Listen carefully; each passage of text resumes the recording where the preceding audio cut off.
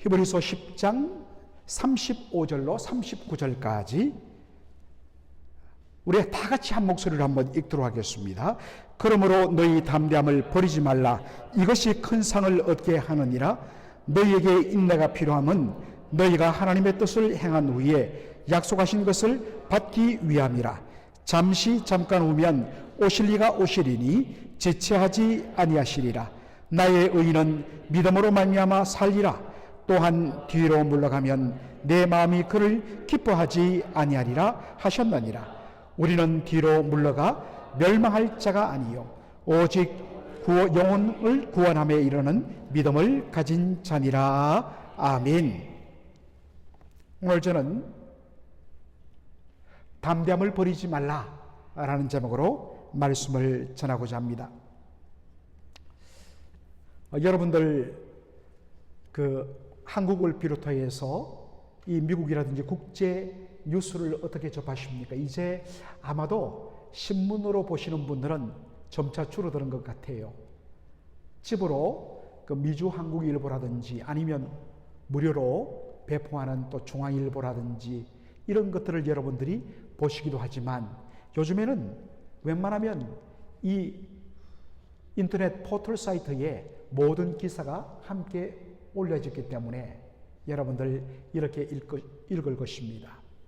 특별히 저는 뉴스를 볼 때에 수많은 수백 가지 하루에 뜨는 뉴스를 다 볼 수가 없기 때문에 정말 꼭 필요한 것 몇 가지 외에 제가 특별히 유심하게 보는 것, 그게 뭐냐면 바로 역사에 관련된 기사라든지 또 미술사에 대한 그러한 기사들은 꼭 읽습니다.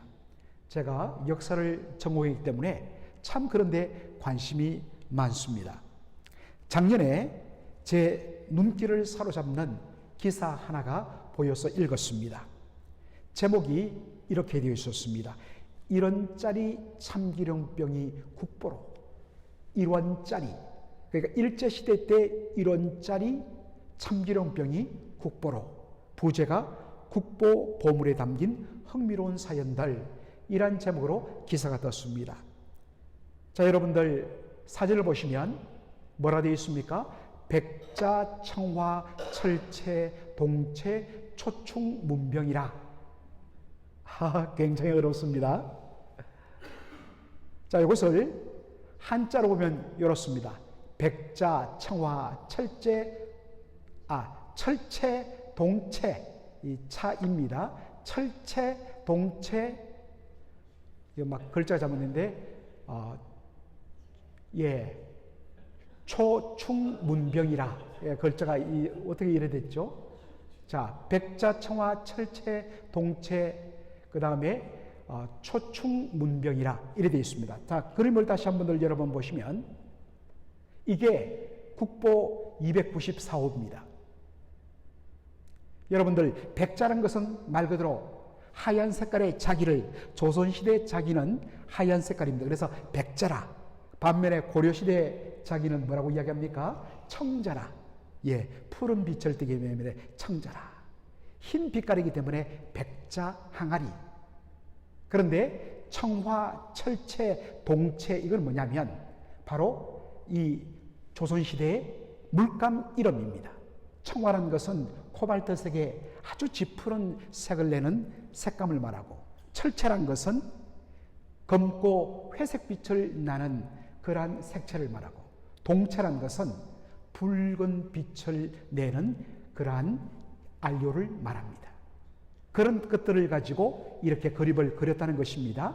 그리고 초충문이라는 것은 풀초자에 바로 벌레 충자, 거기 보면 이렇게 꽃도 그리고 또 풀도 그리고 거기에 자세히 보면 이 벌레들이 이렇게 날아다니는 그러한 것들을 새긴 병, 이렇게 길쭉한 병 모양이다. 자, 그런데 이게 사연이 있습니다. 1920년대 경기도 팔당, 지금은 이제 팔당댐이 있지 않습니까? 그 팔당 인근에 사는 한 할머니가 산에 나무를 캐러 갔다가 호미로 뭔가 하는데 딸그닥 끊는 소리가 들려서 한번 파봤더니 이 길쭉하게 생긴 항아리가 백자가 하나 나왔습니다. 그래서 이분이 집에 가서 그것을 깨끗하게 씻어서 이것을 무엇에 쓸까 하다가 옳거니 우리 집에서 재배하여서 볶아서 기름을 짜낸 참기름을 여기에 담아서 시장에 갖다 팔면 이 병이 예뻐서 제법 참기름값 받겠다. 그래서 시장에 내어놨더니 그 시장을 지나가던 일본, 바로 뭐라고 그러죠? 일본의 골동품상이, 일본 사람들은 막 눈이 불이 켜 있거든요. 골동품상이 이거 뭔가 가치 있겠는 걸 싶어서, 그 당시 1원이면 굉장히 비싼 가격입니다. 1원을 듬뿍 내면서 이 참기름병을 샀습니다. 할머니가 오늘 이거 한 병에 1원에 팔았네 하면서 기쁘게 맛있는 반찬을 사서 집으로 갔습니다. 그리고 이 일본 골동품상은 이것을 잘 닦아서 60원에 팔았습니다. 그런데 이것의 가치가 확인되면서, 이것은 국보급이라는 가치가 확인되면서 이 경품에 나왔는데 가격이 천정분지로 올랐습니다. 그때 한 조선인 청년이 거금, 당시 돈으로 기와채, 서울의 기와채 15채 값, 오늘로 말하면 강남의 아파트 한 15채, 요즘 한 채에 거의 미국으로 바꾸면 200~300만 불 하지 않습니까? 그러니까 거의 요즘으로 환산하면 한 4천만 불 정도의 거금을 치르고 이것을 샀습니다. 이분이 누구냐? 바로 간송 전영필 선생입니다. 간송 선생은 정말 일제로 넘어가는 조선의 모든 그러한 국보급 보물들을 자신의 전 재산을 털어가면서 사서 모았습니다. 그리고 그것을 소중하게 간직했죠. 그래서 여러분들 서울 가면 간송미술관이라고 있어요. 여러분들 서울 가면 꼭 간송미술관을 들러보시기 바랍니다. 거기 가면 한 사람이, 나라가 아닌 한 개인이 자신의 전 재산을 다 털어 정말 우리의 이 보물을 지키려 했던 흔적들이 고스란히 남아 있습니다. 간송미술관. 간송미술관에 보관되어 있는 백자, 청화, 철체, 동체, 초축 문병이라 여러분들 한번 꼭 보시기 바랍니다. 그런데 여러분, 이 병을 발견한 할머니, 이것이 당시 서울의 고급 기와집 15채 값 나가는 그러한 보물인 것을 알아보지 못했습니다. 그 값어치를 알아보지 못하니까 1원을 주겠다니까 낼름 그냥 팔아버린 것입니다. 여러분, 오늘 제가 이 본문을 이런 이야기로 시작하는 것이 오늘 본문에 나오는 한 헬라어 단어 때문에 그렇습니다. 히브리서 10장 35절의 말씀 우리 한번 보도록 하겠습니다. 그러므로 너희 담대함을 버리지 말라. 이것이 큰 상을 얻게 하느니라 되어 있습니다. 무엇을 버리지 말라고요? 너희 담대함을 버리지 말라. 여러분, 여기에 버리다, 내던져버리다, 이 말의 헬라어 단어, 이것은 뭐냐면 너무나도 소중한 가치가 있는 줄 알지 못하고서 쓸모없는 것, 별 가치가 없는 것으로 그냥 넘겨주고 팔아버리고 내던지는 것, 바로 그때 쓰는 단어가 버리다라는 단어입니다. 여러분, 창세기에 보면 그런 인물이 있죠. 에서가 배고픈 바람에 자신에게 가지고 있는 장자권, 아버지의 모든 것을 상속받는 상속권, 이 장자권, firstborn right를 팥죽 한 그릇에 내가 배고파 죽는데 이 장자권이 무슨 소용이냐 라면서 그 장자권을 가벼이 여겨버리는, 던져버리는, 바로 그것을 가리키는 말입니다. 만일 그 가치를 알았다면 절대로 그렇지 않았을 것인데, 그것이 얼마나 가치 있고 중요한 것을 알지 못하다 보니까 우리 사랑하는 성도들도 보면 정말 우리가 예수 믿고 은혜 받고 이 땅을 살아가면서 정말 신학의 가치가 얼마나 소중한가를 알지 못하다 보니까 그저 주일날 한번 의례적으로 예배 참석하고 예배보다는 사실 본 게임은 친교실에서 국밥 한 그릇 하며 이야기 나누는 것으로 가치를 옮겨버리는 참 그런 모습을 볼 때 너무나 가슴이 아파요. 왜 그럴까요? 우리가 가진, 우리가 주님께로부터 받은 이 놀라운 영적인 복과 권세가 무엇임을 알지 못하기 때문에 그러므로 내 백성이 바로 지식이 없어서 망한다라고 하는 것입니다. 끊임없이 배워야 합니다. 목사님, 저는 제자훈련 받았거든요. 아니에요. 우리의 숨이 떨어질 때까지 말씀 배워야 돼요. 말씀을 사모해야 돼요. 말씀을 통하여 내가 누구이며 내 위에 계신 하나님이 어떤 분이시며 그 하나님께서 나에게 베푸신 복이 무엇이며 내가 어떻게 이 땅을 가치 있고 향기롭게 주를 위하여 살 것인가, 그것을 알 때 내 인생이 달라진단 말입니다. 함부로 말하지 않게 되고 함부로 행동하지 않게 되고 우리의 삶을 딱 주님 중심으로 살아갈 수 있는 것이 뭐냐? 하나님의 바른 말씀의 진리를 알 때 그것이 가능하다는 것입니다. 특별히 히브리서 저자가 버리지 말라고 한 것이 무엇입니까? 너희 담대함을 버리지 말라. 여기에 담대함으로 번역된 헬라 단어가 파레시아입니다. 이 파레시아는 세 가지 의미가 담겨 있어요. 첫째는 컨피던스, 확신입니다. 두 번째는 용기와 담대함, 볼드네스. 그리고 세 번째는 바로 흔들리지 않는 확고부동한, 한번 거기에 딱 뿌리를 내렸으면 절대로 옮기지기 않는 것. 확고부동, 확실히 거기에 고정하여서 그 다음에는 움직이지 않습니다. 풍랑이 쳐도 시험이 와도 유혹이 와도 절대로 나는 이 자리를 지킨다. 이것이 파레시아입니다. 이 세 가지가 연결되어 있습니다. 여러분, 우리가 주식을 투자하더라도 지금 당장에는 남들이 알아봐 주지 않고 그 존재를 모르는데 딱 보니까 야, 이 회사 정말 가치가 있고 가능성이 있다. 그러면 어떻습니까?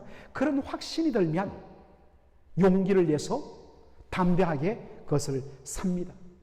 그런데 시간이 지나면서 막 가격이 뚝뚝뚝뚝 떨어져요. 그러면 사람들이 막 급해서 아이고 안 되겠다 싶어서 그것을 막 팔아버리죠. 그런데 묻어두고 반드시 이것은 된다. 묻어두고 확신에 거하여서 용기 있게 그 자리를 지킵니다. 그러면 어느 순간에 막 이것이 다시 회복되는 것입니다. 여러분, 이것을 가리키는 말이 파레시아입니다. 우리가 목회를 하든지 비즈니스를 하든지 일을 하든지 무엇을 하든지 간에 바로 이 파레시아에 우리는 자세를 가져야 된다는 것입니다. 특별히 이 본문을 해석하면서 F.F. 브루스라는 정말 영국이 낳은 정말로 탁월한 복음주의 성경학자가 이것에 가장 잘 보여주는 바로 사람들이 이야기가 누구냐? 사도행전 4장에 나오는 베드로와 요한이라고 그렇게 소개합니다. 여러분, 요즘에 우리가 매일 새벽마다 사도행전을 묵상합니다. 요즘 이제 10장을 보는데 4장에 보면 어떤 말씀이 있습니까? 베드로와 요한이 담대하게 예수 그리스도의 이름을 전파하니까 예수님의 이름을 전하지 못하도록 체포해와서 위협을 합니다. 한 번만 더 예수의 이름을 전하면 우리가 가만두지 않겠다 위협합니다. 그럴 때 베드로와 요한이 뭐라고 이야기합니까?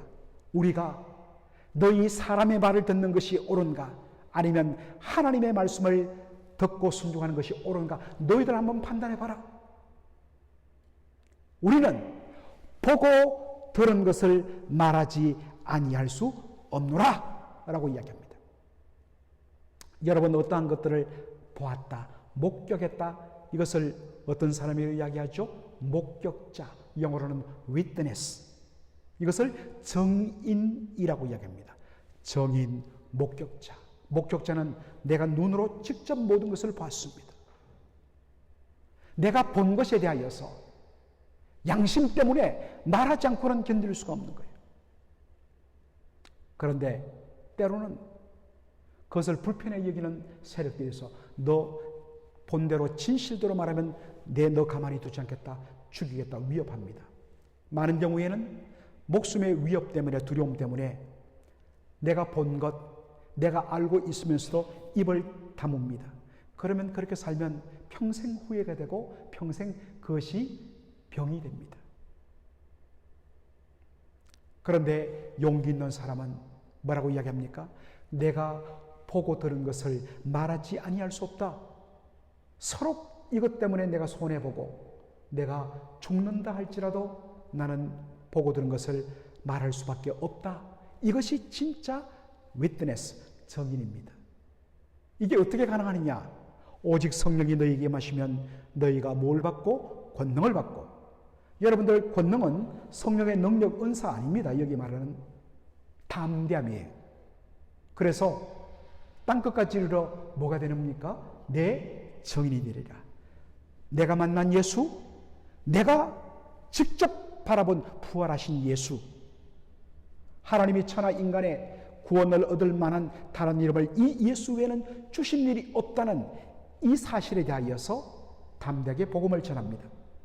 그러므로 여러분들, 이 정의란 말, 이 정의란 말은 바로 헬라어로 마르투스인데, 이 말이 두 번째 의미로 순교자라는 의미가 있습니다. 그래서 영어 단어 말터라는 영어 단어는 이 마르투스에서 나온 단어인데, 바로 내가 보고 들은 것을 목숨의 위협을 받더라도 말하다가 죽는다라는 의미에서 순교자라는 의미가 나오는 것입니다. 그러니까 다시 한 번 더 위협합니다. 한 번 더 경고한다. 예수의 이름으로 복음을 전하면 죽이겠다. 그렇게 하고 돌려보냅니다. 그러자 베드로와 요한이 예루살렘 교회에 가서 자신들이 당했던 이 모든 일들과 협박들을 이야기하고서는 함께 무릎을 꿇어 하나님 앞에 간절하게 기도합니다. 여러분들, 그들이 기도했던 기도의 마지막 내용이 무엇입니까? 사도행전 4장 29절에 주여 이제도 그들의 위협함을 굽어보시었고 또 종들로 하여금 담대히 하나님의 말씀을 전하게 하여 주시옵소서라고 기도합니다. 하나님이여, 목숨의 위협이 있는데 이 위협이 사라지게 하여 주옵소서 기도하지 않습니다.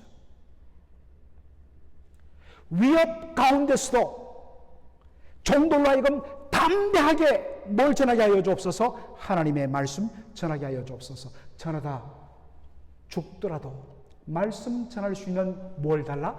담대함을 허락하여 주옵소서. 여러분, 담대함은 단순한 나의 배짱, 나의 어떤 용기, 내 마음의 상태가 아닙니다. 이것은 반드시 확신, 컨피던스에 근거할 때 나오는 것이 담대함이고 배짱입니다. 이건 죽어도 사실이다. 이건 하늘이 두 조각 나도 이것은 진실이다. 그러한 확신이 있을 때 담대함이 있습니다. 왜 우리의 복음 전도에 담대함이 없느냐? 그것은 나를 구원하신 예수 그리스도, 그분이 십자가에 피 흘려 죽으시고 사망 권세 이기시고 살아나심으로 나에게 생명을 주신 참 나의 구원자여 하나님의 아들이라는 이 확신이 우리의 가슴 속에 바로 꽂히지 않기 때문입니다. 그러므로 성령님이여 우리에게 복음의 은혜를 더하여 주셔서 확신하게 하여 주시고 확신 때문에 담대하게 복음을 전하게 해 달라고 그렇게 기도한 것입니다. 여러분, 이러한 담대함, 그 담대함의 근거는 뭐라고 그랬습니까? 확신이라고 그랬습니다.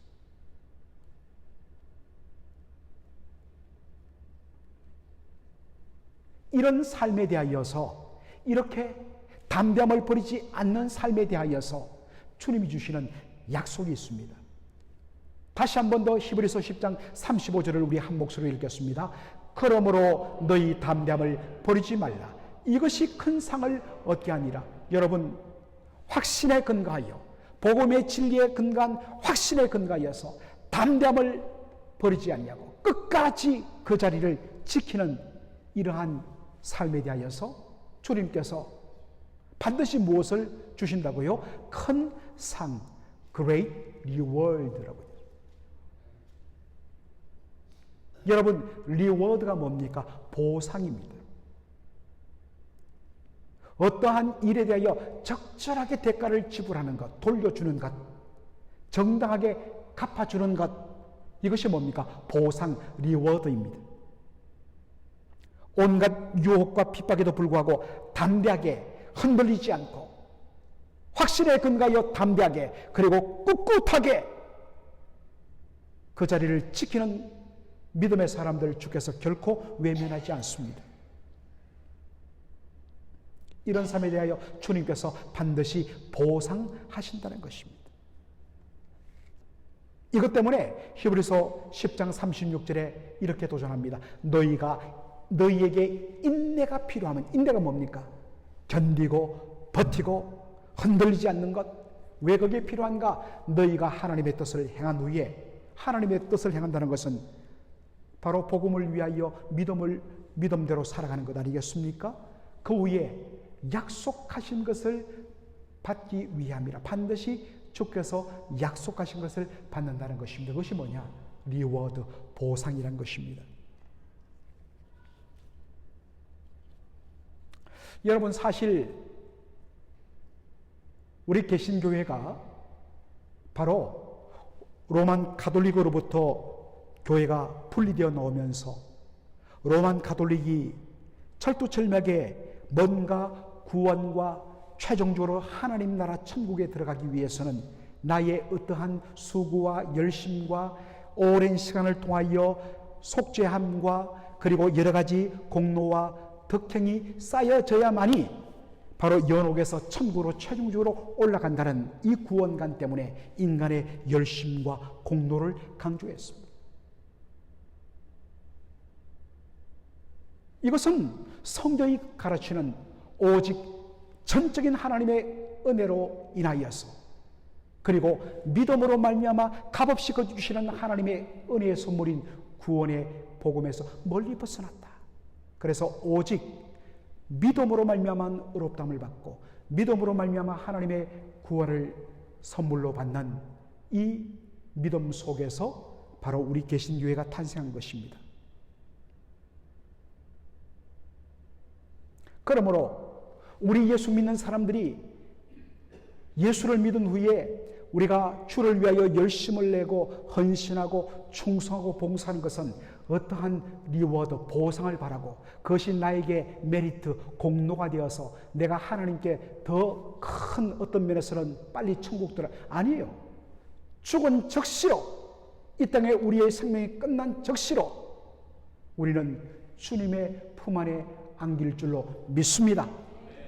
십자가 한편에 매달린 제수가 주여 바로 아버지께로 갈 때에 오늘 저를 기억하여 주옵소서 했을 때 예수님이 뭐라고 이야기합니까? 오늘 네가 나와 함께 어디에 있으리라? 낙원에 있으리라. 할렐루야. 공로가 아닙니다. 적시로 낙원, 바로 우리 주님께서 거하시는 천상의 세계에 주님의 은혜로 들어가는 것이지, 아직 너는 믿기는 했지만 그동안 쌓은 덕행이 약하고 그동안 충성이 약하고 헌금도 적게 했기 때문에 너는 안 되겠다. 중간 단계로 연옥 들어가서 연자, 단련할 연자, 감옥 옥자, 거기서 온갖 고초를 겪으면서 그 잘못된 것들을 다 뉘우칠 때까지 거기에 머물다가 그것을 다 갚아주면 천국에 듭니다. 아니에요.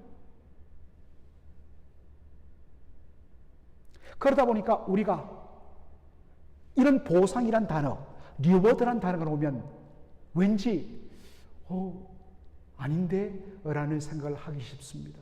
여러분 성경에 있는 대로 받으시면 문제가 없습니다. 여러분, 우리의 충성과 우리의 헌신의 동기가 뭔가를 바라고 뭔가의 보상을 바라서는 안 됩니다. 우리의 모든 수고와 헌신과 열심은 자기를 드러냄도 아니요, 자기의 만족함도 아니요, 오직 날 구원하신 주님의 놀라운 은혜에 대한 전적인 감사에서 나오는 일인 줄로 믿습니다. 그러므로 내가 열심히 헌신하고 봉사하고 사람들이 나를 알아주지 않는다고 섭섭해 여기고, 바로 이것이 사탄의 유혹입니다. 우리의 모든 수고와 열심은 무엇입니까? 주님의 은혜에 대한 감사입니다. 그런데 하나님께서는 놀랍게도 우리의 헌신과 열심에 대하여 반드시 뭘 주시느냐? 보상을 주신다는 것입니다.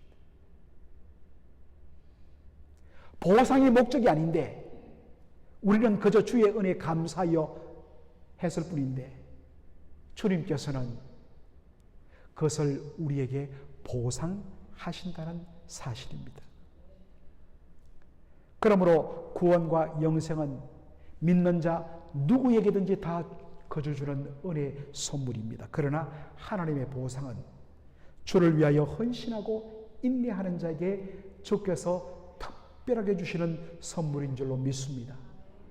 그러므로 여러분 당대의 그 복을 누릴 뿐만 아니라 여러분 우리가 우리의 이 신앙생활이 계속 이어지면서 우리가 그런 것 고백하지 않습니까? 사실 참 나는 부족한데 우리 할아버지 할머니 우리 어머니 아버지의 그 기도와 헌신과 그 수고와 그 주를 위하여 헌신한 것이 참 오늘 나에게 복이 되었노라고. 여러분 그런 고백하지 않습니까? 여러분들 참 우리가 주를 위하여 헌신하고 할 때 주께서는 반드시 보상해 주십니다.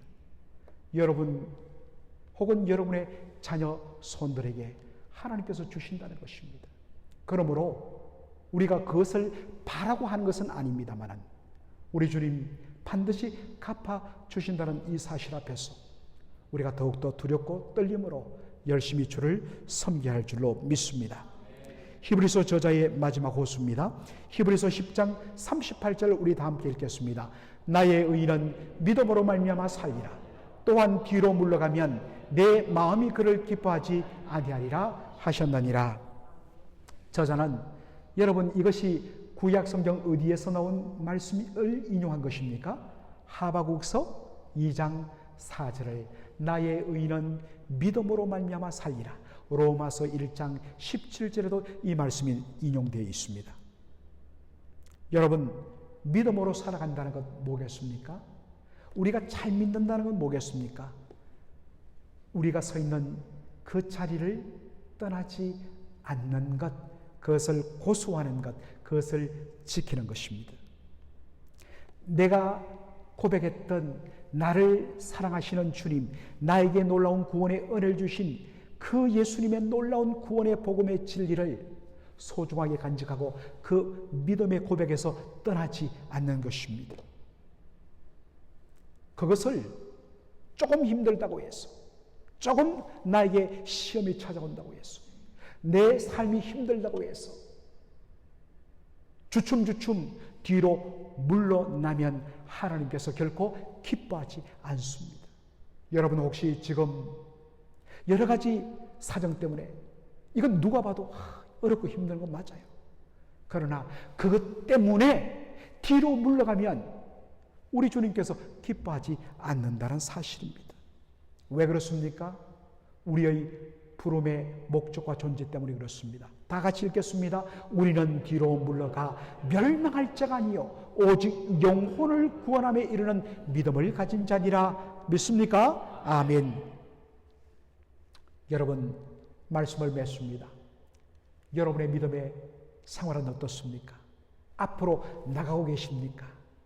아니면 지금 그 옛날에 주님을 뜨겁게 만나고 뜨겁게 신앙생활하던 그 기준에서 봤을 때 너무나도 뒤로 후퇴해서 겨우 어떤 의미에서 산소 호흡기 끼고 숨을 헐떡하면서 생명을 유지하는 단계에 있지는 않습니까? 수많은 성도들이 정말로 믿음에 대한 확신과 그것에 근거한 담대함과 그것에 근거하여서 소망 가운데 흔들리지 않고 오히려 힘들기 때문에 역설적으로 더 주님을 붙들고 더 주님의 은혜 앞으로 한 걸음 더 나감으로 주님의 기쁘심을 온전히 맛보는 그러한 삶을 살아야 되는데, 힘들고 어렵다고 해서 자꾸만 뒤로 물러가고 힘들고 어렵다고 해서 자꾸만 헌신의 그 강도를 줄이고, 그러다 보면 자연스럽게 하나님 앞에 드리는 예배 시간도 줄어들고 기도의 시간도 줄어들고 헌금도 줄어들고 봉사도 줄어들고 믿음의 열정도 줄어들고, 어느 사이에 내 영혼이 이 쪼들리고 쪼그라져서 자꾸만 뒤로 물러가는 그러한, 주의 은혜로 분명히 주께서 끝까지 붙드시지만 마치 멸망당한 자와 같은 그러한 처참하고 비참한 모습으로 부끄러운 가운데 구원을 받으면 얼마나 억울하고 송하겠습니까? 사랑하는 성도 여러분, 다시 한 번 더 믿음의 자리로 나오십시오. 이왕 믿음의 자리로 나왔으면 눈에 힘 좀 주고 찬양할 때 뜨겁게 하고 기도할 때 뜨겁게 손을 들고 기도하고, 이왕 나왔는데 우리가 주님의 은혜 가운데, 그리고 여러분 이 공동체가 얼마나 귀한지, 바로 이렇게 은혜를 사모하는 분들이 서로 하이파이브하고 서로 격려해주고 서로 은혜 받은 이야기 나누고, 바로 이것 때문에 또한 우리가 이번에 가족 수양회를 가지는 이유가 거기 있습니다. 믿음의 동역자들과 믿음의 공동체가 중요한 것입니다. 내 혼자 하면 자꾸만 지치고 자꾸만 주저앉고 싶어요. 그럴 때 잘 믿는 분이 같이 기도하자고 손잡아주면서 격려해서 또 일으켜주고, 이렇게 믿음의 공동체가 바로 서는 것, 정말 저는 그런 우리 교회가 지금 되어가고 있고 앞으로 더 풍성하게 되기를 주의 이름으로 축원합니다. 기도하겠습니다. 하나님 우리 아버지, 은혜와 사랑을 감사드립니다. 오늘 수요 예배에 이제 히브리서 10장 마지막을 마무리하면서 우리 주님께서 우리에게, 하나님은 우리가 믿음의 자리에서 물러나 뒤로 후퇴하는 것을 기뻐하지 아니하시고 오히려 담대하게 앞으로 나가 영혼을 구원함에 이르는 믿음을 가진 자가 되기를 원하시는 주님의 그 말씀에 순종하여서 오늘도 결단하며 담대하게 믿음으로 한 걸음 더 앞으로 나가는 저희들 되게 하여 주시옵소서. 우리 혼자 할 수 없습니다. 바로 이 이름으로 믿음의 동역자들이, 그리고 믿음의 공동체가 중요한 것입니다. 아버지 하나님, 우리가 그러한 헌신하는 믿음의 공동체가 될 수 있도록 축복하여 주시옵소서. 예수님의 이름으로 기도하옵나이다. 아멘.